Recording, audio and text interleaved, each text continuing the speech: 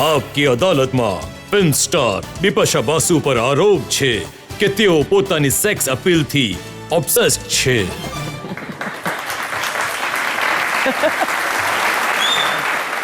બિપાશા, મેં સાંભળ્યું કે તમે જીવનમાં માત્ર એક જ વ્યક્તિને પ્રેમ કરો છો અને એનું નામ છે બિપાશા. ઘણા વર્ષો પછી મેં શીખ્યું છે કે પોતાને પ્રેમ કરવું ખૂબ જ ઇમ્પોર્ટન્ટ હોય છે. આ વાત આ શીખ મને ઘણી લેટ લાઈફમાં મળી અને એટલે મેં મારી બ્રાન્ડ પણ શરૂ કરી છે જેનું નામ છે બીબી લવ યોરસેલ્ફ, જ્યાં હું લોકોને એકચ્યુઅલી ઇન્સ્પાયર કરું છું કે પોતાને પ્રેમ કરવાનું કેટલું ઇમ્પોર્ટન્ટ હોય છે. પોતાને પ્રેમ કરો છો અને પોતાની સેક્સ અપીલથી ઘણી ઇમ્પ્રેસ્ડ છો. હું તમને કહેવા ઈચ્છું છું કે હું મૃત્યુની ક્ષણ સુધી સેક્સી રહેવા ઈચ્છું છું. હું એક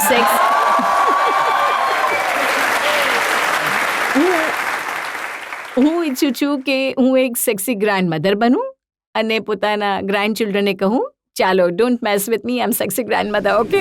તો આ મારા વિચારો છે. મને લાગે છે માણસમાં એક સેક્સ અપીલ હોવી ઘણી જરૂરી છે ટુ બી એટ્રેક્ટિવ. અને એનો અર્થ એ નથી કે it's about picture perfect face, very sexy body. મને લાગે છે કે એક પર્સનાલિટી સેક્સી હોવી જોઈએ અને સેક્સ અપીલ કોઈ એક્વાયર નહીં કરી શકે. You have to be born with it. So જો તમે કહો છો કે હું મારી સેક્સ અપીલને યુઝ કરું છું ફિલ્મ ઇન્ડસ્ટ્રીમાં, તો હું એમ માની લઈશ કે કારણ મને લાગે છે કે સેક્સી એક ઘણી જ અબ્યુઝ ટર્મ મનાતી હતી જ્યારે મેં એન્ટ્રી લીધી હતી ફિલ્મ ઇન્ડસ્ટ્રીમાં. અને બધા જર્નાલિસ્ટ મને આવીને કહેતા હતા, તમને કેવું લાગે છે, લોકો તમને સેક્સી કહે છે. So I use to think that મને તો સારું લાગે છે, તમને કેમ ખરાબ લાગે છે મને નથી ખબર, પણ મને લાગે છે કે it's important to be sexy. It's very લોકો તમને ઇમ્પોર્ટન્ટ ટુ હેવ. પૂછતા હશે કે આ જિસ્મનું રાઝ શું છે? જી, હું ઘણું વર્કઆઉટ કરું છું. હું દેખરેખ રાખું છું પોતાની. હું સારી રીતે ખાઉં છું. મને લાગે છે મને એક લાઈફ મળી છે અને માણસની પાસે શરીરના સિવાય બીજું કંઈ નથી. જો તમારું શરીર નથી તો તમારું મગજ કોઈ કામ નહીં કરી શકે. તો ઘણું જરૂરી હોય છે કે તમે આ શરીરમાં, તમે તમારી હેલ્થમાં ઇન્વેસ્ટ કરો. તો બિપાશા, એક સમય એવો હતો કે તમે આ રસ્તાથી ભટકી એકદમ ગયા ભટકી ગઈ હતી, અને એક જર્નલિસ્ટે તમે જાડા કહી દીધા. એકદમ જાડી. મને યાદ છે એક ટેબ્લોઇડે કહ્યું હતું, Bipasha becomes fat in bold letter. અને મને લાગતું હતું કે નહીં, હું તો ઘણી ક્યુટ છું, હું કેવી રીતે ફેટ થઈ ગઈ? અને મને ક્યારેય સત્ય એકચ્યુઅલી બિઝનેસ એટલો ડિલ્યુશનલ છે કે તમને બિકોઝ યુ આર સક્સેસફુલ અને તમે રોજ કામ કરો છો તો તમને કોઈ ફેસ પર રિયાલિટી બતાવતું નથી.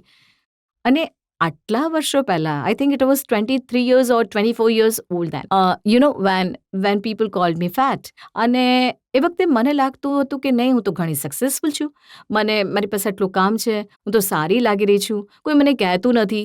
But I think a harsh રિયાલિટીની ઘણી જરૂર હોય છે ક્યારેક.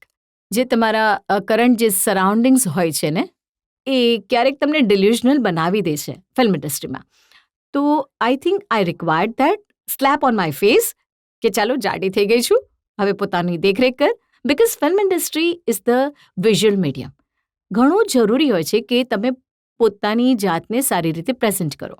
તો એટલે ધૂમ 2માં એવું. બિકની પહેરવા માટે તમે પોતાની જાતને ફરીથી ટોન ડાઉન કર્યા. જી, મને 1 વર્ષ આપ્યું હતું આદિત્ય ચોપરાએ. બિકોઝ જ્યારે એમણે કહ્યું હતું કે તમને રિયોજને બિકીની પહેરવી પડશે, સર્ફિંગ કરવું પડશે, આઈ સેડ હું કેવી રીતે કરીશ, હું આટલી જાડી છું, I can't wear bikini on screen. તો he said I am giving you 1 year. So I think it help me. I think મારો જે my romance with fitness started with No Entry, અને એના પછી જઈને Dhoom 2. I think it became more and more aware about health and fitness. એક પહેલાં તો requirement જેવું હતું કે જો તમે ફિલ્મ ઇન્ડસ્ટ્રીમાં છો તો ફિટ દેખાવું પડશે, પણ ધીમે તે આઈ think it became my passion. હા, ફિટ દેખાવું તો ઠીક છે, બતાવવું જરા ગડબડ છે. મને નથી લાગતું. આઈ ડિસએગ્રી વિથ યુ. મને લાગે છે કે જો તમે કોન્શિયસ નથી, જો તમારી સારી બોડી છે, you and you are confident, કોઈ તમારા માથા પર બંદૂક નથી મૂકી રહ્યું કે શો ઇટ. જો તમે રિસ્પોન્સિબલી પોતાની ઈચ્છાથી બિકીની પહેરીને ઓન સ્ક્રીન આવવા ઈચ્છો છો, તો I don't see a problem. Because જો હું ગોવા જાઉં છું કે માયામી જાઉં છું, હું બિકીની પહેરું છું. I am a beach bum. I love to be on the beach.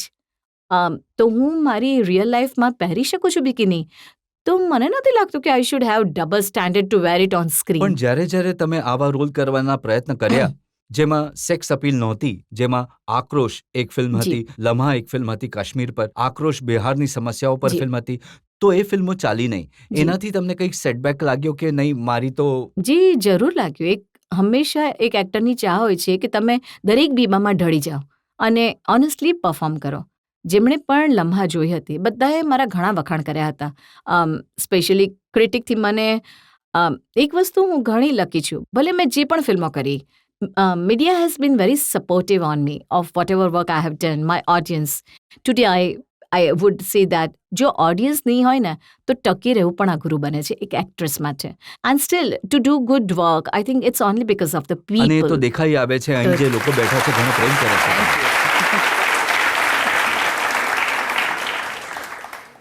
પરંતુ પછી તમે રસ્તો બદલ્યો.